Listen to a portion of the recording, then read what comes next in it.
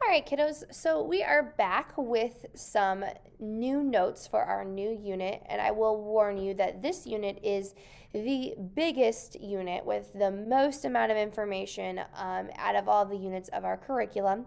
But with that said, there's lots of labs and lots of fun stuff in there as well. We'll be working on this unit for quite a while because it is so large in size. So let's go ahead and get started. We're going to start by reviewing Earth's layers. In a previous unit, we talked about the compositional layers of Earth, which are the crust, the mantle, and the core. But what you're going to come to find out in this chapter is there are actually two different ways of categorizing Earth's layers. One of which those ways is through the compositional layers, which means that it's going to be based on their chemical makeup, what elements that they have inside of them and what they're made up of. So the crust, there's two types of crust. There's continental and oceanic. Just like it sounds, oceanic crust refers to the crust that's the ocean floor, and continental refers to the land. The mantle has two different parts, the upper and lower mantle. And one of the mantle is definitely the biggest part of Earth. It's 2/3 the mass of all of Earth, so it's the largest portion of Earth. And the mantle also goes through a process called convection. And we're going to do a whole lab on convection, but what convection does is it is movement of matter that results from differences in densities, which is caused by temperature.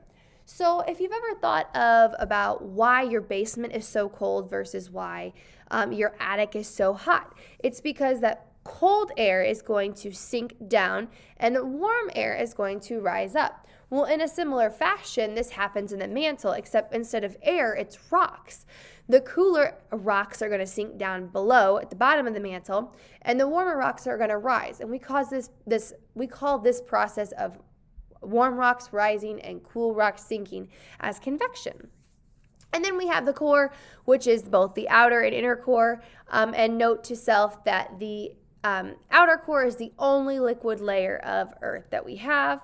And as you work your way into Earth, it's going to get more hot and more dense. So your inner core will be the most dense and most hot layer.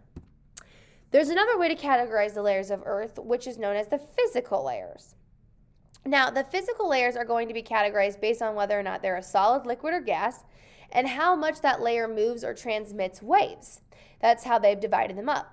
So it's divided into 5 different layers. The lithosphere contains the crust and the upper part of the mantle when you're considering the compositional layers. And the lithosphere has tectonic plates, which are just little pieces that our world is divided into, and these pieces are going to interact, and as they interact, it's going to cause different things to happen. We talked about in our previous unit, one thing that the tectonic plates moving can cause is the formation of metamorphic rocks. We could also experience earthquakes through this. It can also form different kind of holes or cracks in our Earth's crust, which could lead to volcanoes and different things like that. Next layer is the asthenosphere, and the asthenosphere is the layer that the tectonic plates move on top of, and it is just the layer of weak, soft mantle. So both the lithosphere and the asthenosphere, and you'll find out the mesosphere as well, all contain the mantle. Notice how on the last slide I said the mantle was 2/3 the mass of Earth. It's a really large layer. So these physical layers broke it up into 3 different layers. So that lithosphere will have will have all of the crust and part of the mantle. Asthenosphere is going to have the upper mantle, and the mesosphere will have that lower part of the mantle. And then you have your core, both inner and outer core. Your outer core is your only liquid layer. Your inner core is solid, and it is the most dense and hottest layer, as we've previously discussed. Let's talk about the idea of continental drift. So Alfred Wegener, who is a very important guy in science, came up with this idea of Pangea, and that the continents have shifted over time. And the idea of Pangea is that all of our continents that we now know today started as one big supercontinent, and they named this supercontinent Pangea.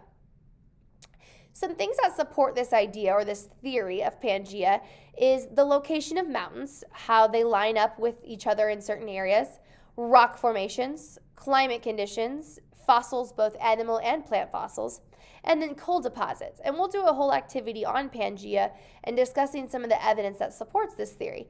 Now, again, it's important to remember that Pangea is in fact just a theory. Nobody knows for certain what happened back then because nobody was alive back then. So we are speculating based on things that we now know and processes that now occur. As the seafloor moves apart, so do the continents. And the Earth will remain the same size because the ocean trenches will destroy Earth's crust as this new crust is formed. So instead of the Earth continuing to get larger and larger and larger as new crust is created, it's also destroying crust. So it's never going to change its size. It destroys and creates new crust at the same rate. So it will never get any larger than what we now know. But the continents will continue to shift and move in different ways. Plate tectonics. We've already kind of discussed that plate tectonics are the different pieces our Earth is broken up into. They move on top of the asthenosphere. There are two types of different tectonic plates. There's oceanic plates and there's continental plates. The oceanic plates are going to be your more dense plates than the continental plates. That will come into effect later when we start talking about how these plates interact with each other. The more dense plate, which is the oceanic plate, will sink below the continental plate because it is more dense.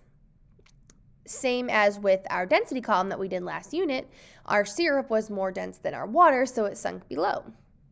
The tectonic plates can move in three different ways, through mantle convection, ridge push, and slab pull. Let's talk about mantle convection first because we've already kind of discussed that convection is when the warmer rocks rise and the cooler rocks sink.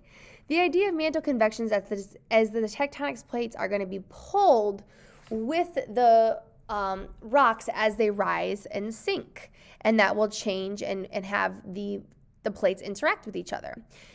This first theory of how the plates move of mantle convection is the most criticized theory because it doesn't explain the amount of force that would be needed to drag these huge plates.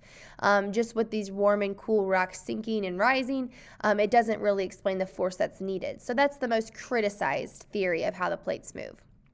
The next theory of how the plates move is ridge push. Basically, newly formed rock is warm and less dense, which means it will be on the top of older rocks.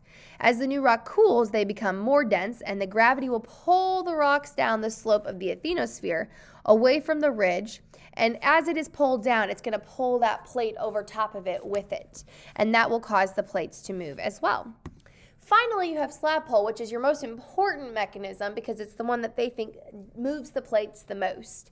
And it's when at subduction zones, and subduction zones are where one tectonic plate is going to sink below the other. The more dense plate will go beneath the less dense plate.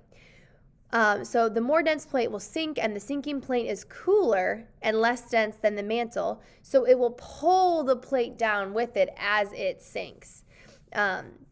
Because it's less dense than the mantle. So it's going to be on top of the mantle, but will continue to be pulled down because it's getting more dense. And the more dense items get pulled to the bottom. And that would pull the plates with it as it sunk. Plate boundaries. So this is where plates interact with each other, where they're going to move and collide. There are three different types of plate boundaries: convergent, divergent, and transform. Convergent are when two plates collide with each other and they create a subduction zone. One plate must sink below the other. The one that is more dense will always go beneath the one that is less dense. So when you have an oceanic and a continental plate head to head, the oceanic plate will go underneath because it is more dense than the oceanic plate will go underneath because it is more dense than the continental one. The continental one will be on top. Divergent, two plates move away from each other. They're mostly located on ocean floors. The asthenosphere rises to the surface and then melts, and then it cools and forms new lithospheres. So again, that idea that rocks are always being created and destroyed, and layers of earth are a lot of different rocks, and so these different rocks are always being destroyed and recreated and becoming part of new layers of earth. So that idea that continual cycle continues to go on and occur. Transform boundaries are when they move past each other horizontally. They'll scrape against each other, and this is when we experience earthquakes, is that scraping of back and forth. I've got some nice pictures here to show you some of these different boundaries. So like I had said previously, you have 3 different types of convergent boundaries. When they're going head to head, you can have a continental and a continental plate pushing against each other.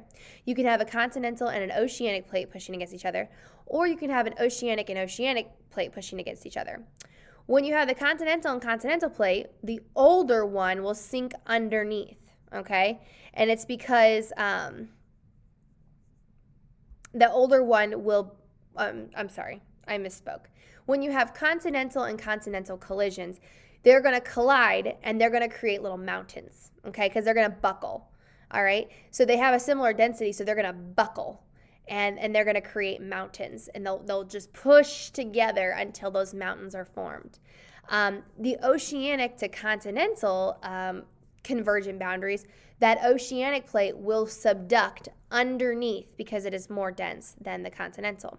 When you have an oceanic and an oceanic, the older oceanic plate will subduct underneath the younger oceanic plate because it's more dense.